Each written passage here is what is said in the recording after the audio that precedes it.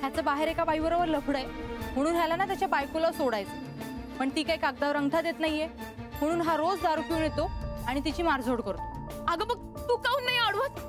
जा ना। काहीच फायदा नाहीये ताई, ह्या बायका काही कमी नसतात, शेवटी नवऱ्याचीच बाजू घेतात आणि घरातला मामला आहे म्हणून कोणी कंप्लेंटही करत नाही। हे लक्ष्मी, तुला तर आता घराबाहेर ना। हो बाई, तुम्ही बाकी बाजूला, तुम्ही काहून आमच्या मध्ये पडून राहताय? काऊन मारून राहिले हिला? ताई, काऊन रडून राहिले? काऊन मार खातेस ग तू? असं नको करूस। अगं हा अन्याय करतोय तुझ्यावरती, तू मदत माग ना। कोणाची मदत माग, सगळ्यांना बोलव, पोलिसात जा, तक्रार कर, आमची प्रज्ञा तुला मदत करीन। असं नको करू। हा तुझा नवरा तुला फसवतोय ना, तुझी काही चूक नाही बाई। हा याचं बाहेर लफड आहे, तुझी काहीच चुकी नाही। तुझी चुकी नसताना तू काऊन मार खातेस?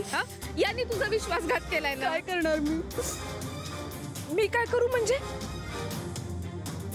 अगं काही कर, पण असं मार नको खाऊ ना बाई। अन्याय करणं जसं चुकीचं आहे ना, तसंच अन्याय सहन करणंही चुकीचं आहे ना। तुझ्या संसाराचा प्रश्न आहे ना, तुझा संसार तुला वाचवायचा आहे ना, मग या माणसाला धडा शिकवलंच पाहिजे। असं मार खाऊन कसं चालेल? असं मार खाऊ नको, चांगला धडा शिकव याला। कळलं ना?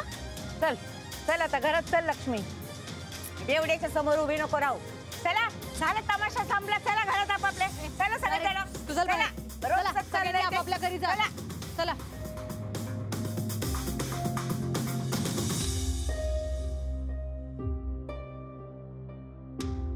राधिका ताई, अन्याय करणं जितकं चुकीचं आहे ना, तितकंच अन्याय सहन करणंही चुकीचं आहे।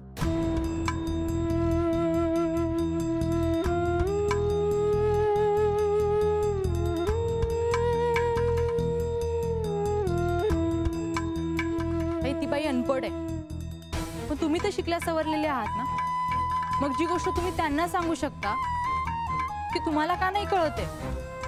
ताई, तुमच्यावरही अन्याय होतोय, मग तुम्ही तो का निमूटपणे सहन करताय? का नवऱ्याला परमेश्वर समजून त्याची पूजा करताय?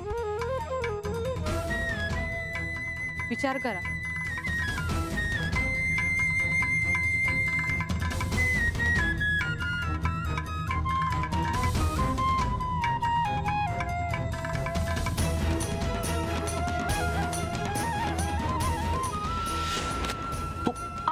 बावळट आहेस का तू? तुला मी किती वेळा सांगितलंय माझ्या वस्तूंना हात लावत जायचा नाही म्हणून? काय कर आणि आत्ताच्या आत्ता चालते। मी स्वतःच्या बाबतीत हा विचार काऊन नाही केला? का अन्याय सहन करते मी? माझ्यामुळे अथर्वच्या आयुष्याचं नुकसान होऊन राहिलं हे कसं नाही कळलं मला?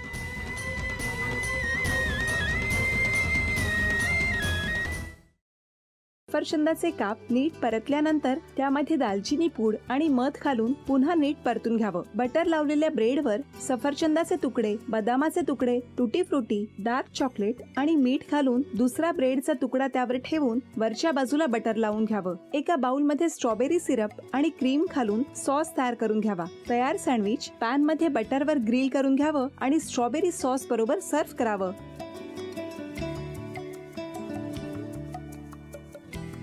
हे जेव्हा बोलत होते तेव्हा मी बघत होतो की या दोघांनी स्वतःचा संसार उभा केलाच, पण स्वतःच्या संसाराबरोबर अनेकांच्या आयुष्यात आनंद निर्माण केला। तो आनंद महत्त्वाचा। हसत राहा, आनंदी राहा असं म्हणत शुभेच्छा देऊया। आणि ही झी मराठीकडून भेटवस्तू डेव्हिड तुमच्यासाठी। अभिनंदन। आणि वहिनींना तथास्तु पुणे यांच्याकडून ही पैठणी। अभिनंदन।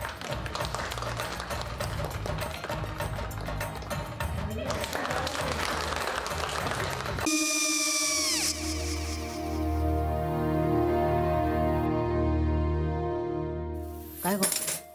काय झालं? काय झालं? काय आले मी निकाल लावून आली। हो, पण तिची आईच काय बोलली? तिला वाटलं का सगळ्या निशाने आपल्या चुका कबूल केल्या का? आई, मी चांगलं सुनावून आली आहे। त्या तिची बाजू घेत होत्या, पण मी लक्ष दिलं नाहीये। खूप झालं, खूप झाला आता, चांगुलपणा खूप झाला. मऊ दिसलं ना की कोपऱ्याने खणतात ना माणसं, ते असं. अगो पण आईच म्हणली काय तिची, पटला काय तिका? मला माहिती नाहीये. आई मी तुम्हाला नंतर फोन करते. हो आणि आई बाबा जे बोलले त्याचं वाईट नका वाटून घेऊ. सॉरी. सॉरी काय त्या नेहा आले. आई मी येते. होय काकू येते.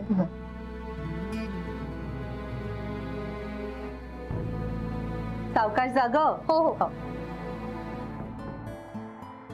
मग काय काकू, कधी उडवता लग्नाचा बार? बघूया.